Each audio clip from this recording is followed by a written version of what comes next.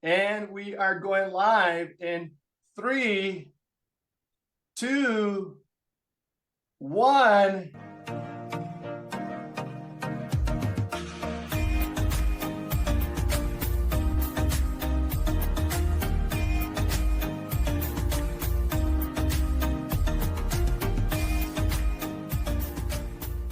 And we are live. Hi, everyone. I'm Chris Trammell. I'm the creator, developer, and head coach of the Author Launchpad. And I got to remember to hit record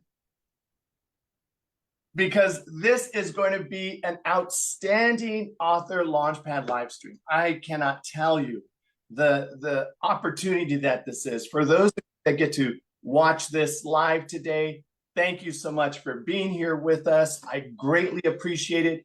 For those of you that are going to be watching on the replay, I hope that this makes a tremendous difference to you wherever you are on your expertise, thought leadership, make a difference maker journey.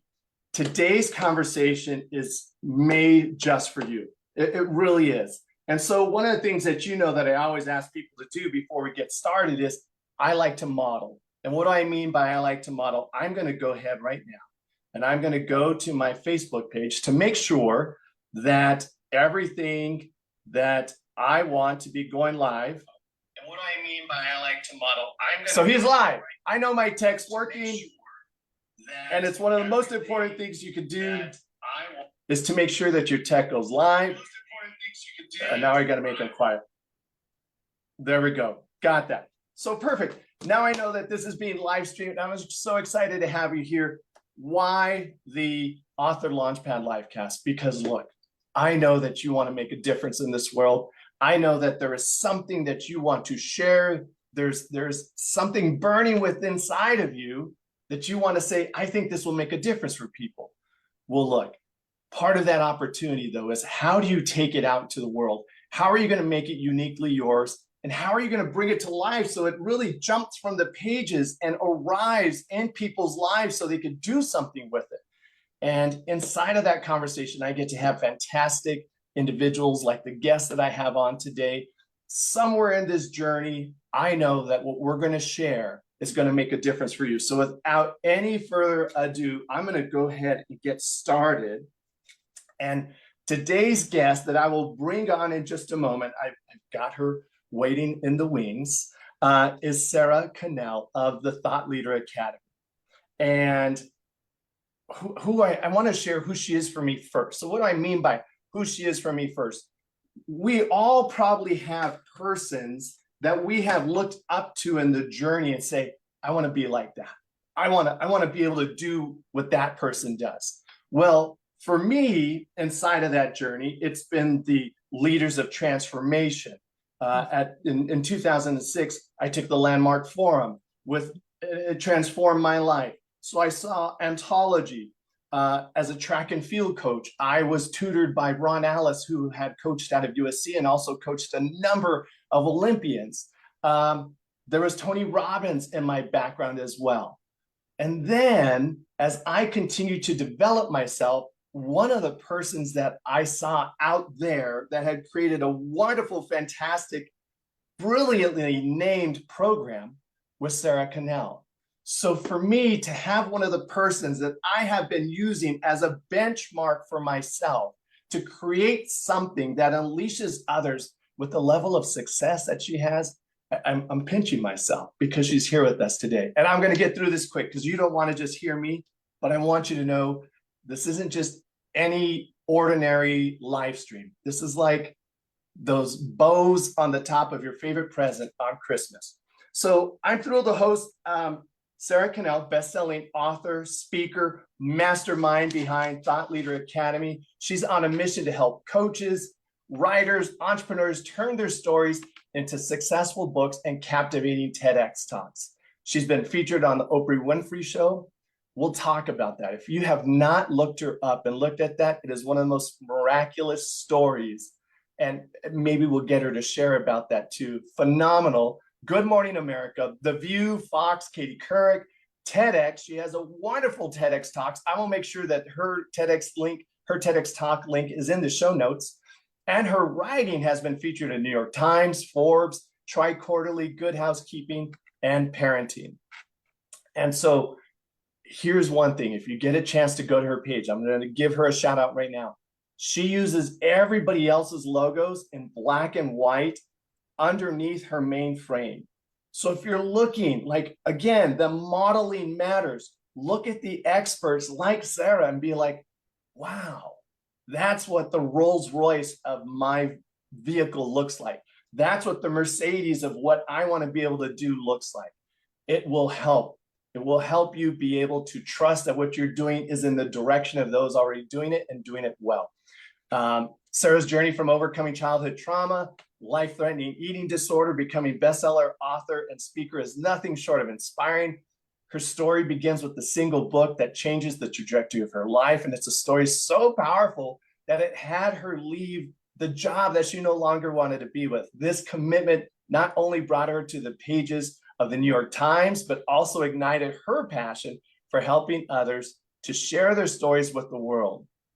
Through Thought Leader Academy, Sara has coached thousands of individuals to become successful authors, in-demand speakers, guiding them to transform their personal missions into life-changing messages and reach a global audience. So without any further delay, I am going to bring on Miss Sara Connell. Sara, thank you so much for being on the Author Launchpad live stream today. I greatly appreciate it.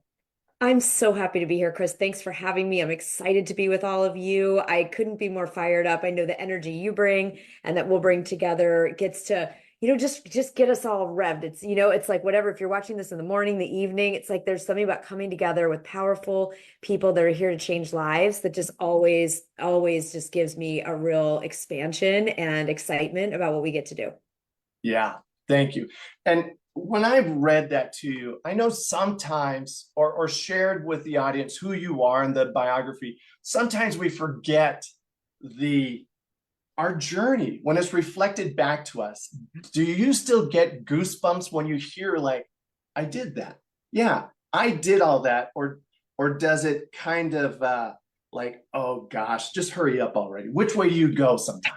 You know what? I get filled with a lot of awe and gratitude, and here's why. So, for so many years of my life, I had dreams, I had visions, I had maybe even we call them fantasies when I was a young child, like I'm gonna write a book, and I'm gonna be on a stage and speak because books were always I devoured them. Even as a child, it was like I wanted to be in those worlds, and I would not just read the book, but I think I want to do this, right? I had that thing, and I would go to my mom, and out of her just conditioning and her protection, everything, not meaning anything by it, but she would say, "Oh, come on. Stop having these delusions of grandeur." And if anyone knows Star Wars, if you're a nerd like me, Star Wars movies, and it's a line from Star Wars that Han Solo says about Luke Skywalker when he becomes a Jedi.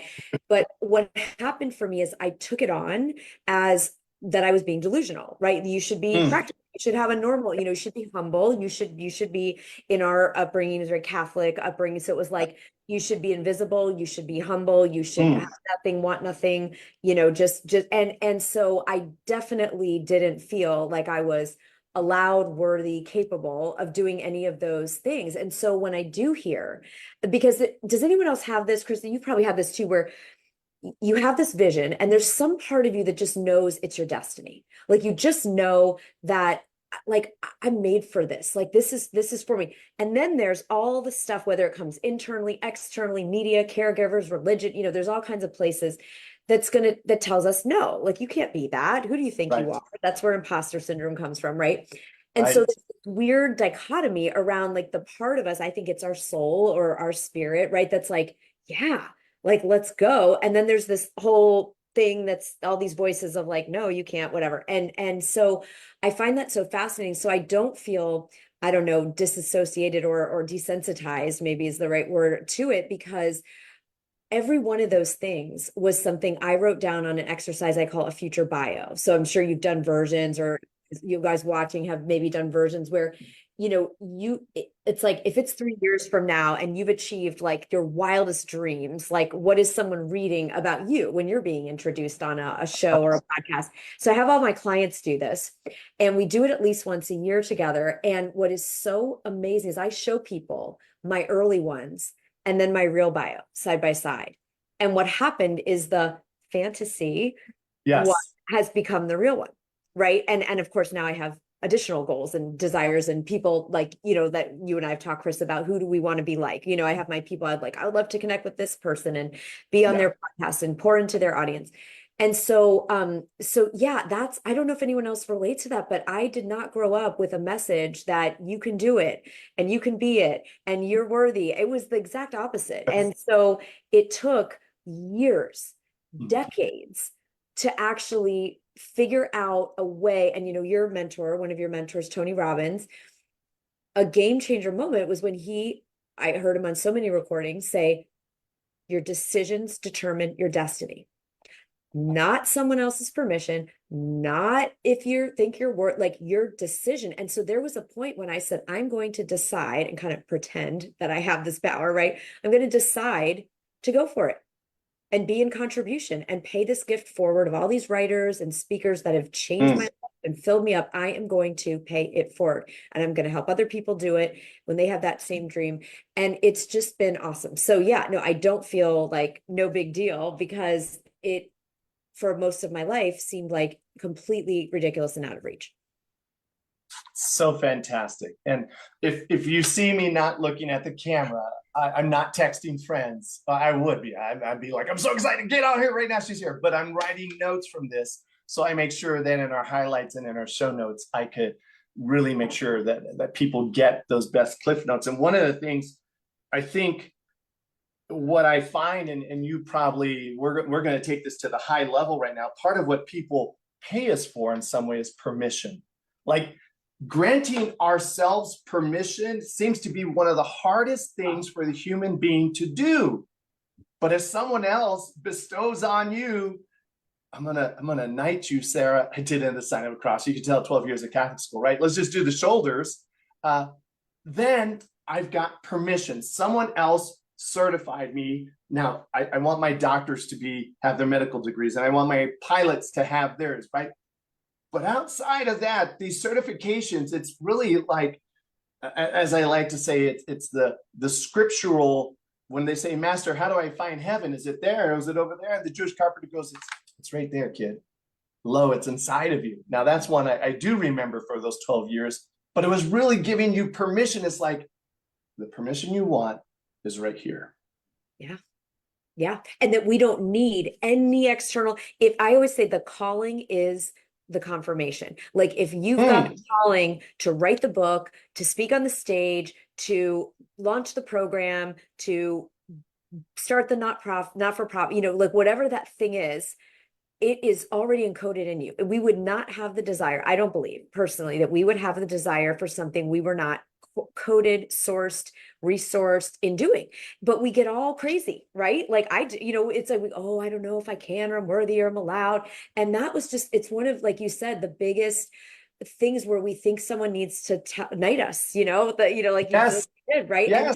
And it's like, we've been knighted. We are it. We're it. And if you have the calling, that's the confirmation that it's yours. And it's getting our minds around that and then acting in alignment with that, which is scary, right? Very awesome. And then it's getting in alignment with it. Absolutely. I forgot to ask you the basics, Sarah. We went right into it. You and I are going to do that. We're right into it. Sarah, what do you do? Yeah. What do you do for people? What do we do? Well, and you beautifully shared that a little bit. So, you'd mentioned in my introduction that 22 years ago, about then, a book saved my life. I was in a really serious mental and physical health crisis. I was working in a sexually abusive job. It was a nightmare, and I couldn't get out. I felt trapped. I was a single woman supporting myself, and I was like, I can't, I don't know what else to do. And I picked up a book randomly, because we know there's really no such thing, right? And this book basically found me by again an unknown, a woman named Margaret Bullitt Jonas. It was a book called Holy Hunger. It's not a book anyone, you know what I mean? It's not like Brene Brown or Tony Robbins' book. I just grabbed this book randomly, running to the plane, and I read it in one night. And by the time the light was cutting through the blinds, and I'm like crying in my bed, and you're holding this book, I said, that's it. That one book, because one woman was willing to share her story of her own trauma, her own crisis, and how she got out of it, how she got well. and really reclaimed her life and her own agency, I quit the job. I just said, I don't care if I'm on the street. If it's like, there is, what am I doing? Mm, It's killing me anyway. And spiritually, energetically, and then I was, then it was becoming physical. And so, anyway, you asked what I do. What I do is I decided at that moment I was going to, like I said, pay that gift forward. I was going to write the books that were coming to me.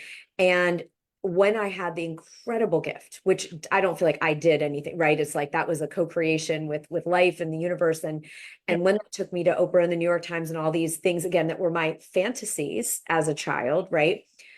Then I said, okay, that's it. I'm going to devote the rest of my life to making sure that other people that have that spark of, I've got a book in me, I have a talk in me, I have this next level I'm supposed to be on that bigger stage. That's what I'm devoting my life to. And that's what we do in Thought Leader Academy. We just help people, if it's a book or articles, you write something, help you go out and speak and build an audience of the people you're here to serve, and make sure that your book or talk is in the airport bookstore, whatever that is for your person on their dark day. And then Mm. monetize that with a high ticket offer, because you all deserve that are watching to be prosperous, and I want everyone I work with to make millions of dollars. That's what I help people do as a thought leader. Mm.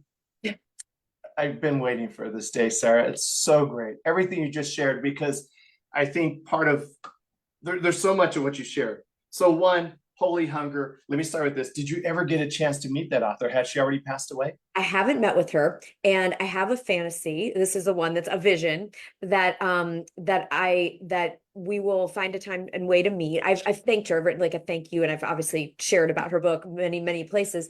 But I have this vision that I could, like, drive out somewhere and meet her, and we'd have tea, and I'd probably cry and just thank her again. But that I picture it like a documentary, like where we're driving in the car and I'm like, I'm so amazed. And, just to thank her in person. But I haven't ever, and look at that. That's the impact of a book. She saved my life, and I've never met her. Mm. It's incredible. Um, I have my book. Do you have your copy of her book still nearby? Is it one of Oh your? yeah. I should grab it off the shelf. It's funny because I'll have it, and then I'll loan it to, and it's not even a book, Chris, we're going to talk about this. What are the books? I picked a couple more recent ones, Oh, good. but All right. it's like, it's about the right message at the right time. You know what I'm saying? Like, I could read a book when I'm not ready for it, or it's not my time, and it'll be like, okay, whatever. And then Right. another book's like, boom, it's like just whack you upside your head. Like, I love Frankie's like, I needed to be here today, right? It's like, and there are many books that have changed that's the one that saved it. But Mm. there are many books that have changed my life in such profound ways, Yeah. such profound ways. Isn't it? It never ceases to feel like a miracle. Yeah. And I love all of it. I love all of it. And your curls are outstanding today. I'm wearing a polo, your beautiful blue blazer on. Thank you for allowing me. I just saw right now, I'm like, look at her curls. They're great. So thank you for allowing me to show up like a track coach that I still dress like. I love it. We cut, you know what? I was like, I'm gonna suit up for you guys. And no, it's so good. It's just like, we just get to be us. It's perfect. Um, and then what are you devoting your life to? I Yeah. want to make sure people hear that. It's Yeah. what I think when we get into that topic of life work, Yeah. that's what I saw that people, Yeah. it was really like, what is the thing that I am meant to do? I love that you shared that. And I hear there was also this, you champion the autonomy and sovereignty of people. Like, that's what seemed to be missing. You're like, why am I doing that? No, I'm going to go do this Yeah. under my own will, my power, my calling. Yeah. And that's the autonomy. And we see people get kind of crazy around when, don't take that from me, because we lose the autonomy, the perceived autonomy or sovereignty. And I really love that. And the last part I'd love to highlight is you spoke about the book, and it goes back to when the student is ready, the teacher will show, or the book will show, right? Yeah. Exactly. I've had a book in a bookstore fall off the shelf. I mean, there was no wind, there was no one pushing it. I mean, it's like, that's how when we're ready, you Yeah. know, like it was the next book I needed in my healing and transformation and personal growth. And it like threw itself off a shelf. And I have heard other people share stories like that, or, you know, 3 people in 1 week say, you got to read, you know, whatever it is, you know, and you're thinking, really? And then you just, I think of those as divine appointments, right? It's like it's like the book finds us at the time when, you know, we can of course read for fun and pleasure and read all kinds of different things, but there are ones, and I know you've got these too, Chris, probably everyone here, and please message me anybody about, because I always love hearing what's the book, you know, what are the books that change your life, but they find us when we need them to move us forward. And isn't that amazing, right? Like this, it's just so beautiful that life can work that way. And it's almost, I almost feel like they ping, like, you've got mail, you know, this one's coming for you. And it's like, oh, I guess this is my time with that book. Yeah. Yes. Oh, I've got mine right here and I'm waiting for that opportunity. Okay. So I got excited last time we spoke, well, the very first time we had a connect call, and I did a professional faux pas. And it was right over your shoulder. And I said, Sarah, have you written a book? And I couldn't believe it. And I knew it the moment it fell out of my mouth, like, you idiot. You know, she has. She wouldn't, because I'd seen it, right? But I was so in the moment. So let me share. You've got 5 or 6 books. You got Thought Leader Academy, Bringing in Finn, beautiful, beautiful. The Science of Getting Rich for Women. Yep. 21 Days to Double Your Productivity, Improve Your Craft to Get Published, and then Ghost House. Yeah. Yeah. An eclectic mist, an eclectic mix of books. Yeah. I've written, so Bringing in Finn was my first book, right? It's a memoir, you know, traditionally published with the agent and that whole thing. And then I've written, you know, thought leadership is the main thing I'm writing now, nonfiction, personal growth kind of space. And then Ghost House is still around. All the themes are the same. A writer I love named Ann Patchett says that we always are going to tell the same story, because there's a story of us that is going to come out in all different ways, whether you're writing fiction, non-fiction. They're going to be a theme probably to most of us in what we, whether we're writing or speaking or, you know, launching programs, coaching. There's the thing or a couple things that are at our essence and at our core. And every book I've written is truly about that journey of empowerment to and particularly women, just because that was a big part of mine, was a lot of the messaging around like what women are allowed to do and be and all and earn and all of that stuff. But it's really all about, you know, women's agency and destiny, and really like that journey that I took internally has come out through fictional stories, through you know, through thought leadership books, all the things. And it also is about like the magic of life, right? Bringing in Finn is the story of the 7-year journey my husband and I took to have a child, which was not a traditional path, right? We had fertility issues. My first pregnancy, my twins were stillborn, and it was devastating. And we had miscarriages and all these things. And ultimately, my son, who's 13 now, was born because my mother at 60 years old offered to be a surrogate. I mean, it's like, it's so insane. It's like a science fiction story that actually is true, right? And she's great. She's healthy. She's, you know, 73 because she was 60 then. And it's so every book is about that adventure of our life in some way. And who are we here to be, and empowering that journey, and bringing forth the big magic within us, if I use Gilbert's term. So there's 5 very different books, but they all end up being about that. Yeah. It's there is a point where I studied a lot of the hero's journey. I devoured it. And then when I'm going to ask you in a moment, how far back can we go in Sarah's arc? And for the guests that are here, if you have a question after this next little segment, please, I'm going to invite you, put your question in the chat, and then you could come on. I'll bring you on so Sarah can answer it for you as well. When I got in trouble in Catholic school for reading dinosaur books, ultimately, my mom told me, stop harassing the nuns and reading dinosaur books, find something else. And I found King Arthur and the Knights of the Round Table. And I just remember being that little kid at eye level, so maybe it's like 3.5 feet off the ground. It had that red leather, old stitching to it, the yellowing pages, and I found the heroes. And you know, I'm proud Gen Xer. So I had, you said Star Wars, so I had Luke Skywalker, I had Indiana Jones, I had Rocky, I had Arnold Schwarzenegger. we had access to those heroes. And I remember at one time, Carl reading a piece of Carl Jung, when he's talking about archetypes. One of the things he says is look for, go back to the children's stories of your youth, because it will inform you on the journey that you're on. 100%. 100%.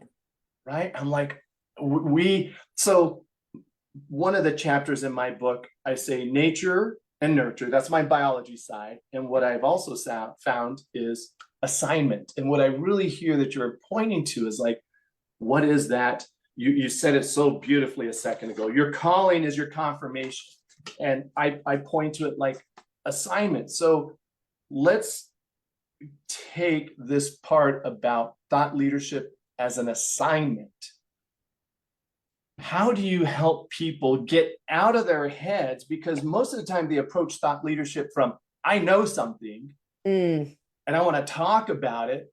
And I'm like, yeah, but that doesn't transform really. How are you going to come from here where that namaste moment, the commune moment, starts to transcend and transform? So how do you move people? Because I'm hearing all the tools in the background. You're just not naming them, but I know they're there.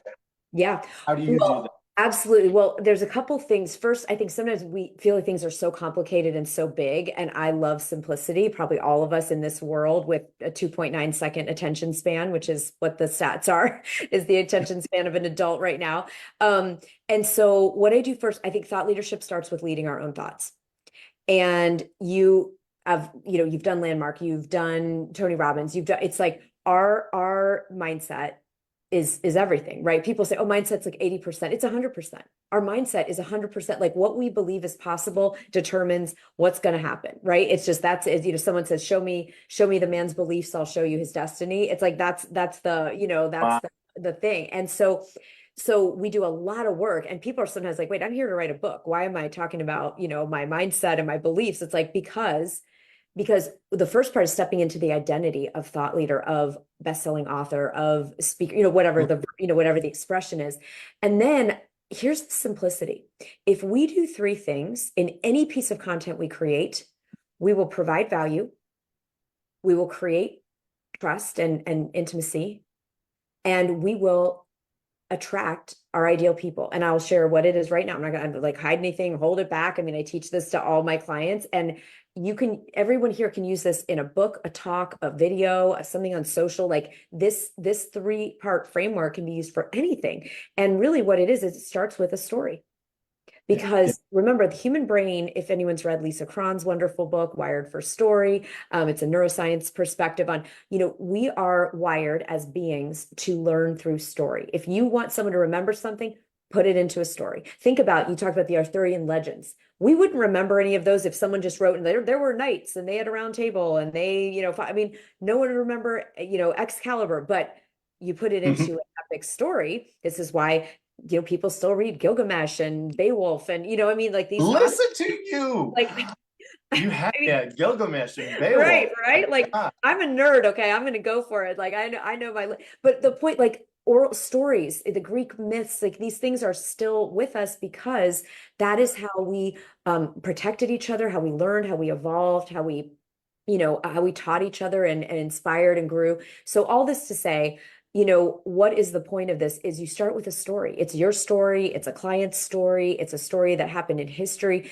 You pick a story that illustrates whatever it is you want to teach. Because you said people as a thought leader say, I want to teach this. Right. But we really want to enter through story. Again, you and I are talking about Star Wars and Indiana Jones. Like I still love that stuff, right? Because it's encoded in us. It calls us forth. The other thing it does is it drops people out of the head into the heart. Right? Yeah. And when we're in our head, there's skepticism, there's judgment, there's filters. But as soon as someone starts a story, how we're like little kids, we all kind of lean in like, oh, like Chris is going to tell me a story. Like I want to hear the story. And so we start with the story, and then the story also creates that rapport and that identification that I can trust you. If someone walks up and says, I always tell the story. I went whitewater rafting with my family a number of years ago.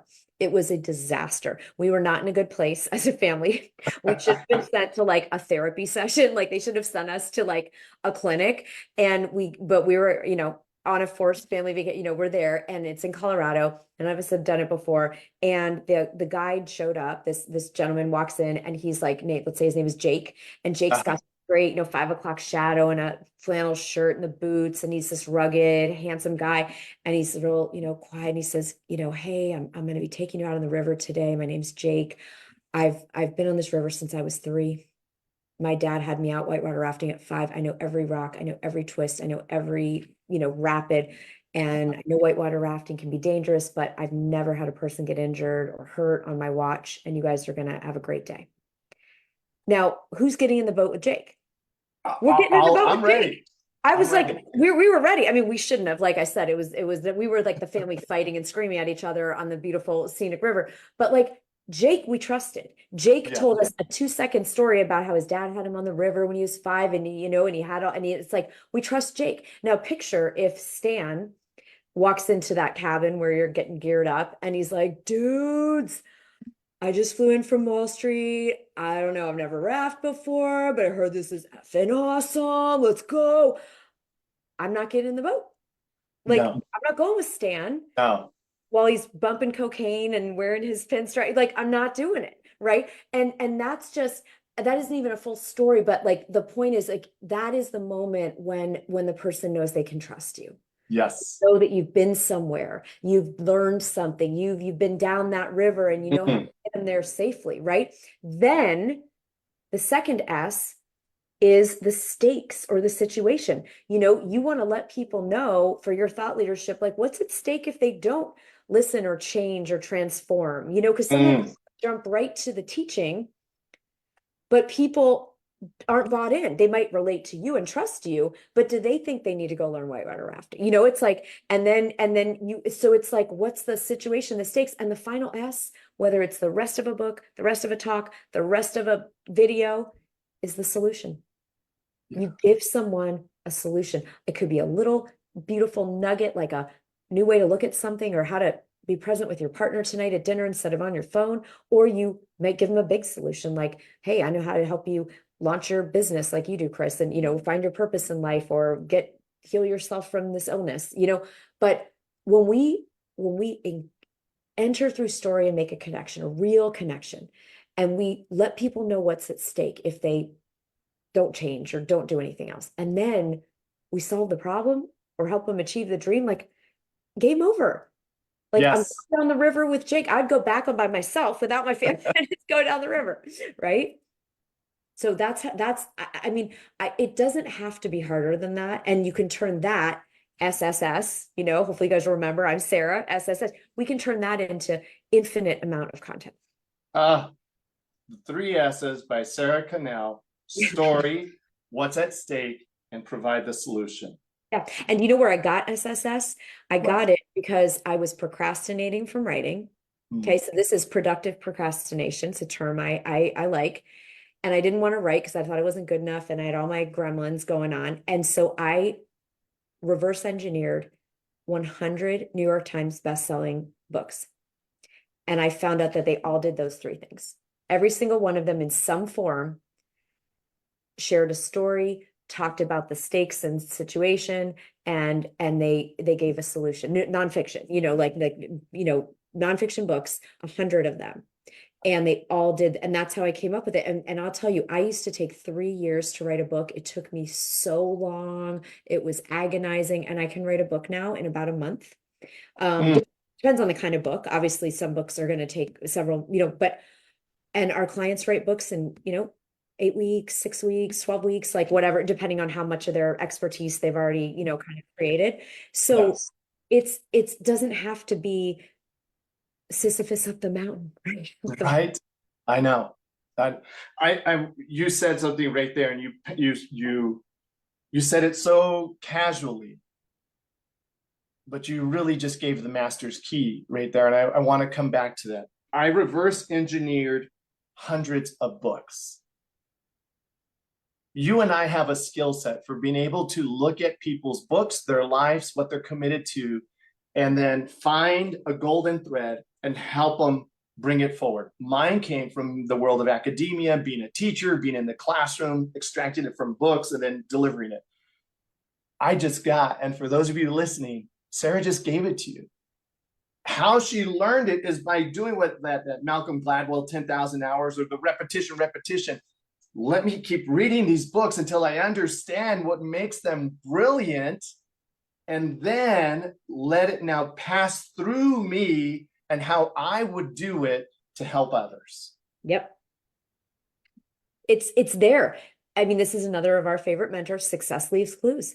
Is like, I am such a believer in find the people doing what I want to do, who are doing it in a way that inspires me, and then look for the common denominators. It was like I looked at all these books because I love to read and I was scared to write, and I was like, what did they do? And it's right there. And this is true whether it's launching a business, like going on a trip. It's like someone's done it. And I find a number of people have done it and say, what did they all, not the outlying stuff, but what did they all do? And there's your roadmap. Every time I've used this for health things, I've used it for relationship things, I've used it for parenting things, like who's doing it in a way that I love? How are they doing it? And I find enough of them that I can find the common denominators, and there's the playbook. Mm. One of the things that I just love your energy and love how you were is when we first met, I told you that I had spoken to someone on the West Coast and very similar to what we do, and said, well, you would be a competitor. And you had a brilliant, elegant answer. You're like, there's enough for all of us. There doesn't need to be an experience of competition. And then this week, inside of creating a program, I launched it. Gosh, because this person and I matched so much together, and even the words inside of your page, we matched a lot. Almost the person felt like I had taken parts of it. And I was like, no, it's just when we start to arrive on the same zones of mastery, how Jedi all start to get to I'll use the Jedi, I'll go nerd for a second. We all start to learn how to use this common force. It's going to start to sound the same because of the amount of time and practice that we've put into it. And it's hard to describe strawberry pie in all these different ways if you're not just saying it tastes like strawberry. It has, right? That's a terrible analogy. But the way you just described it, who else is doing it? How are they doing it? How can I model it and make it mine is fantastic. Like, Chris, I love that you are, we all get to make a choice. It's like Einstein's quote about, is the universe a friendly place or a scary place, something along those lines.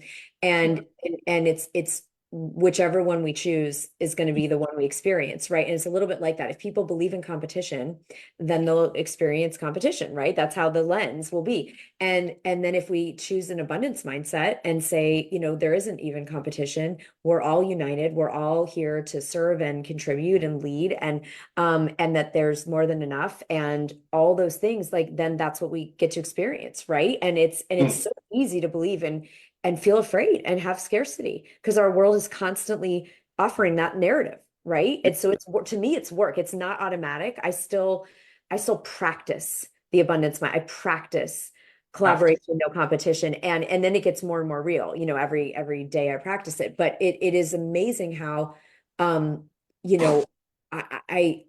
was talking to I journal it. There it is. I journal in abundance every single day. I write down what I'm thank you for. Yeah, that's it. It's so great that you pointed that out. I'm sorry I got so excited, but I get excited too, because this is and we need more conversations for people to speak into collaboration versus competition and more than enough versus scarcity, because there's so much conditioning of scarcity. So I get excited too, because we can choose whatever, we can create whatever world we want.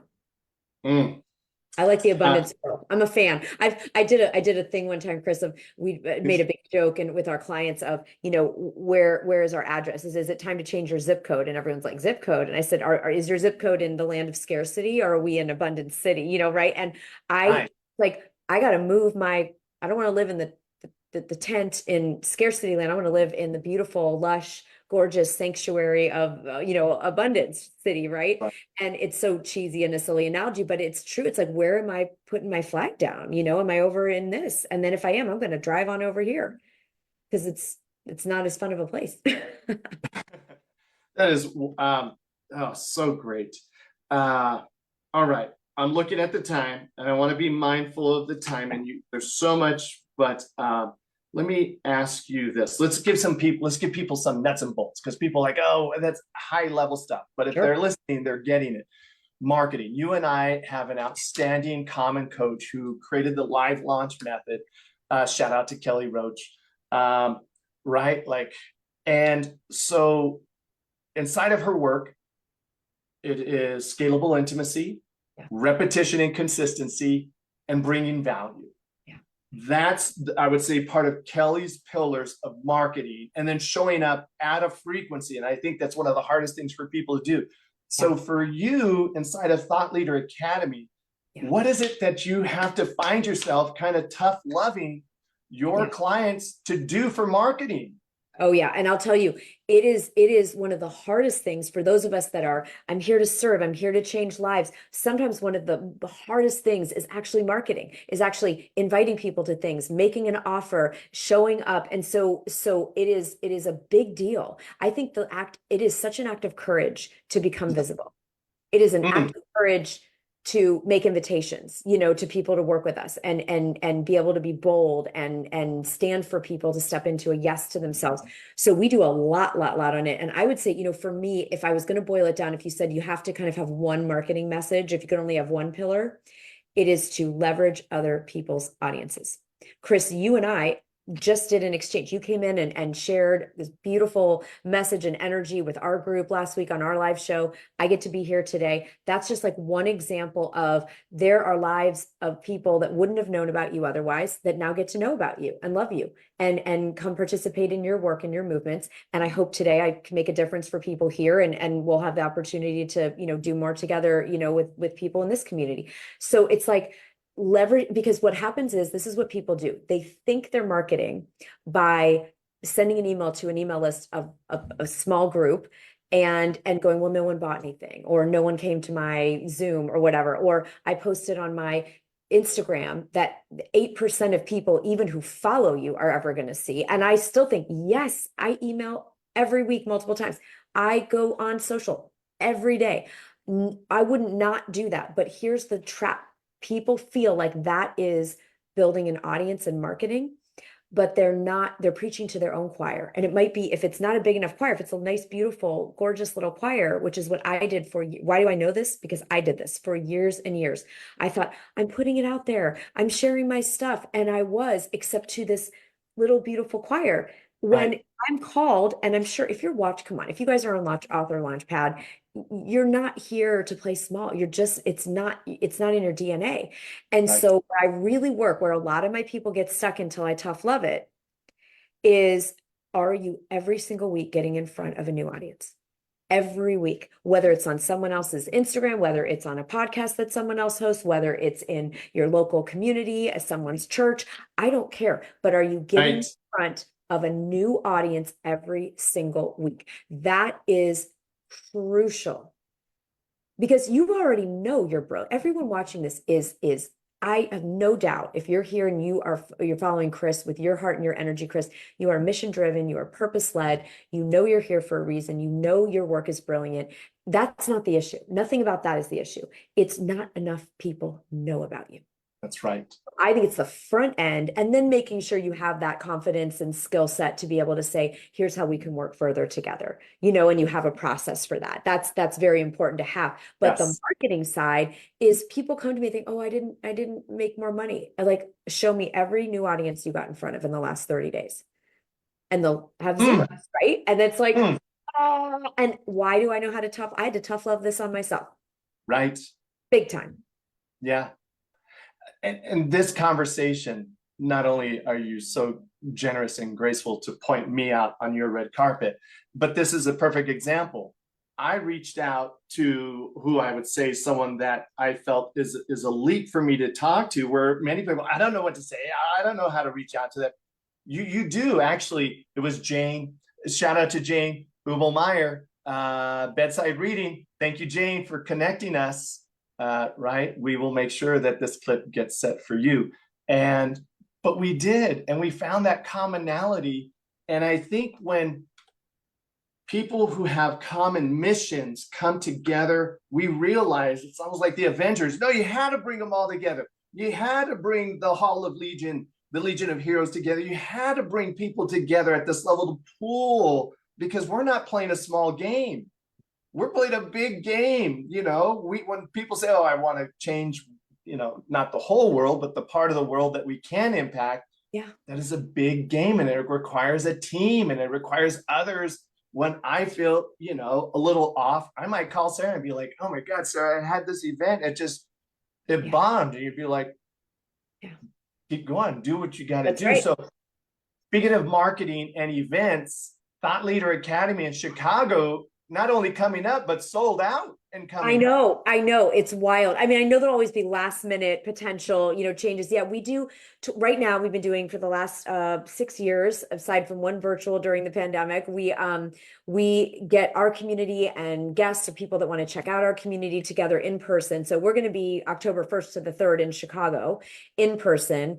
And I also next week we are going to do a best-selling book boot camp for people that really know it's like, okay, it's time. I've had this. Like, I need to do it. So yeah, so that's coming up. And I have a feeling there was someone that messaged our team today that said, I have a health thing going on. So, there'll probably be 1 or 2 spots if anyone wants to come to Chicago. That's where we're going to get into how to get sponsored for your thought leadership, how to get the most out of your speaking engagements, how to turn your book into, 100 other pieces of content. So we're going to have an amazing, Chris, how it is like in person is so flippin' powerful. You're still, Yes. talking. So yeah, so that's coming up in October, and then we have virtually our best-selling book boot camp, which I'll put in the chat and for your team as well. And anyone's welcome, to come, and that's just our gift. There's no cost. It's an incredible 5 days at that virtual event where you'll get your idea, you'll know all the frameworks, you'll know what's going in your book or your piece of content, and you'll know how to reverse engineer it so that you can truly monetize it and make that impact. So that's what we're going to be doing next week. Beautiful. Monetize it and make that impact. I can't wait to be there and be part of this. Ladies and gentlemen, again, you see the value and the delivery that Sara gives. So we're going to go back here for just a second as we get closer to landing this plane. Let me ask you this. Now, that picture you had looks like a sold out crowd. Tell me about the flop. Tell me about when it wasn't sold out and the first time you did it, because people are like, oh, look at it. No, you missed the times we've had to postpone it and do it over and write it over. How was that? My God. I mean, events are a ride. Anyone that, puts on in-person events, because the thing that's been crazy is like, even when you feel like you've figured out something, then something completely changes either in the industry with like hotels or, people's patterns or whatever. So I'll tell you, in the beginning, I remember this was a real learning. I let people know I'm going to do an event. I grew up in DC, Washington, DC, but I live in Chicago now. And I said, I'm going to, would people be interested? I was going to do a workshop and I was going to rent the space, and, I was all excited. And all these people told me they were coming. And this is something I've learned about events. Like, people were like, yeah, I'm totally coming. And there were like 2 people that came. I mean, I was so mortified. I had 25 people respond to this. They're like, I can't wait to be there. Exactly. I thought we're going to have this soul, whatever. And what I learned, something I learned in an unexpected way around that same time that happened. And I felt really, I mean, of course I, carried on and did the workshop, but inside I was sort of in shame, and it was embarrassing for them that they would see that there was like hardly anyone there. And I had all kinds of, junk. And then my husband has been in a band. He has friends. They were, did gigs around Chicago and things. And I went to one of their shows, and their lead singer, my husband played the drums. Their lead singer is a friend of ours named Steve. And for some reason, their shows always had a good turnout and everything, but we were at this cool venue and like no one came. It was like me as like the wife, and it was weird weather and who knows, whatever. Anyway, no one came. And I remember just being like, oh gosh, it was kind of at the same time that I had this kind of embarrassment in my mind, which is so my ego. And I was sort of cringe, I felt the same embarrassment, but for their band, because I thought, oh God, they put out posters, they invited people, and like no one's here. Wow. And I just figured, I guess we're going to pack up and, go out and have a drink or something. I don't know. And they got up, and Steve gave the performance of his life to an empty room. And it humbled me to the floor. And Mm. I sat there and like tears are streaming down. He's like, we didn't play anything sad. Like, what are you? And I said, I needed to be here tonight because you taught me something that I really needed to learn and that I need for the rest of my life. And it's that they say that whole dance like no one's watching. Right. My thing is show up like everyone's watching. Wow. Show up like everyone's watching. He gave the same show because I've seen him play to hundreds of people before. I've seen them play to sold out rooms.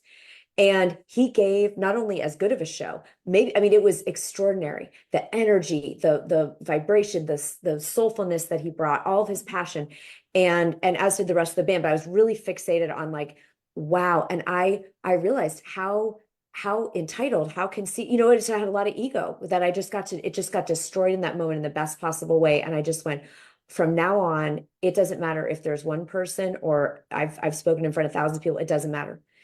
You're going to give those people the workshop of their life, the talk of their life, the reading of their life. Like I'm here to service for whoever's meant to be in that room. And my God, has that saved like I have clients now come on, they'll say, oh, I went live and no one was on.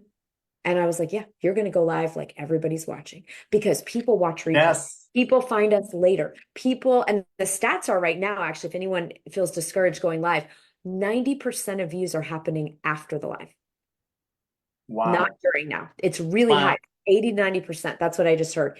And so my whole thing is go live and show up like everyone is watching. Like you are on the Taylor Swift sold out arena. And that's the level we get to bring to people. And that changed my leadership. It just was so wonderful to just puncture all that BS that I had going on. It was just like out. And I've never had it back. So yeah, I've had flops. I've had horrible things like people come and then I've paid all the money for the hotel rooms and then people bailed and I had to pay for the hotel. I mean, like I've had it all. And it's not for the faint of heart, but the transformation that can happen in these spaces to me is worth it. You just show up. Like you said, if I need to call a friend, Chris, I feel bad. It's like, I love you. It's okay. And what's next? Yes. Get up and what did you learn and how to, do it differently. And this is about being of service versus making it about us. Right. Oh, so beautifully said. I want to mirror back to you. I really heard inside of what you shared. And again, you shared with story and you shared with what's at stake and solution is the mission. Like you saw that their mission was, Steve was not always this brilliant performer, but he got to that place with repetition and then the media that they choose, which is what aligns best with us. What's that megaphone that allows us to be in our highest purpose? Okay. All right. We've reached, I told you we'd be on for 15 minutes and 55 minutes would pass. Totally. All right. I asked you to have a couple favorite books nearby. Yeah. And before we both hold up our own, what is one of those favorite books that you have? I found mine out of print, first edition, up in Northern Washington. And then show us. Oh, yeah. Return to Love. Return to Love. Her first one. And I was the arrogant guy who told my son's mom, that woo-woo stuff, that's good for you. Probably would have saved our relationship. But at the time, I was like, no. And she's like, it might help our relationship. I'm like, that self-help stuff is good for you. And I can't tell you how many times I've read it now. And she became my mentor for the years when she was here in Los Angeles. Changed my life. God, yes. You know what? I'm going to have to hold up then, just because this is a really cool thing. I'm changing. Where is it? Okay. So, Chris, what's wild is this wasn't the book I was going to hold up, but the reason I hold up May Cause Miracles by Gabby Bernstein. Here's why. So both of these books were New York Times bestsellers for a long time. Mm-hmm.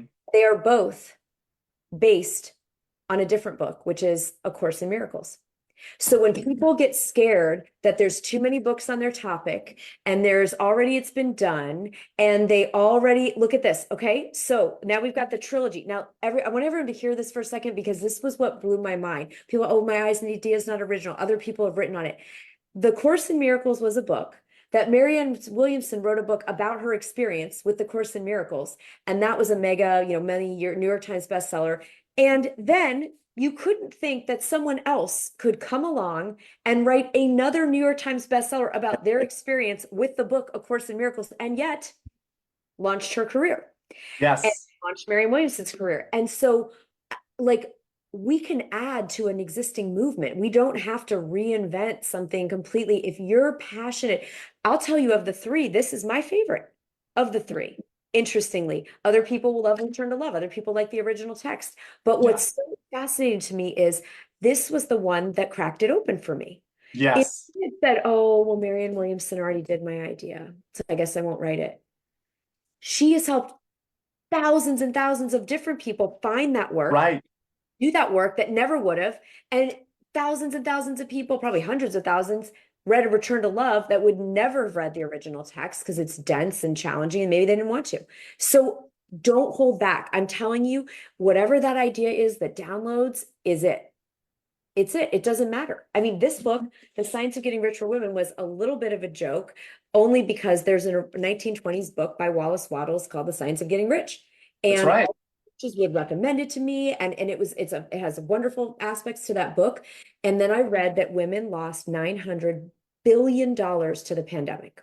That's the toll on women globally in Wow. lost work, lost income. Out of 900, I thought, oh, it must be million, which is still horrifying. Billion with a B.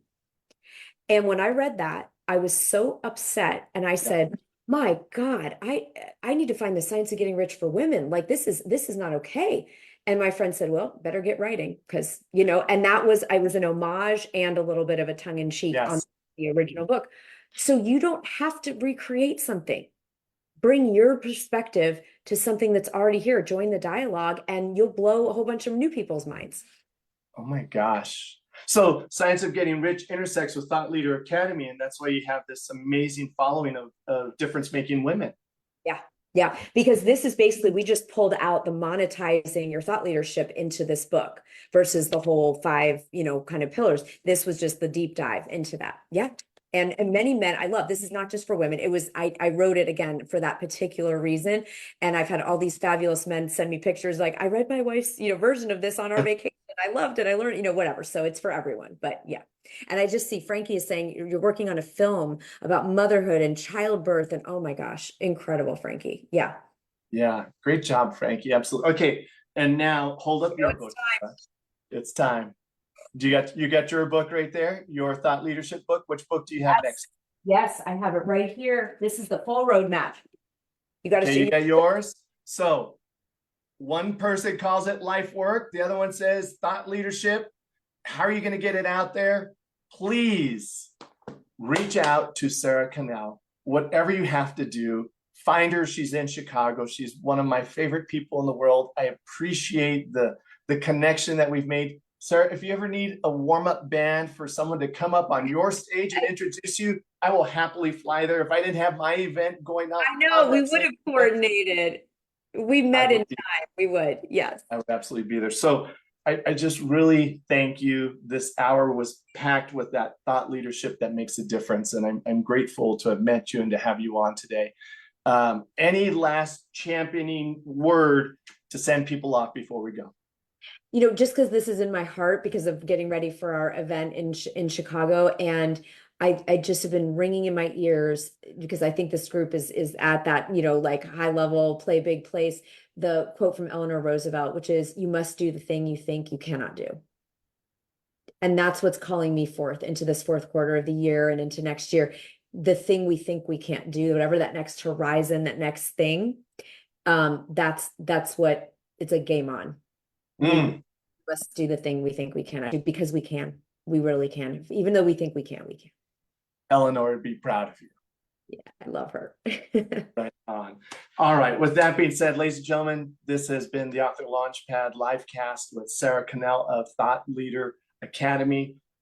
Thank you. Yeah, hearts right back to you. You'll find it in the show notes, whatever you can. If you have any questions, email me. I'll give you Sara's where you could find her out there in the world. And with that being said, we thank you very much for joining us today. Have yourselves a great, brilliant, do your best work out in the world. kind of day, and we'll see you soon. Bye for now. Thank you. Bye.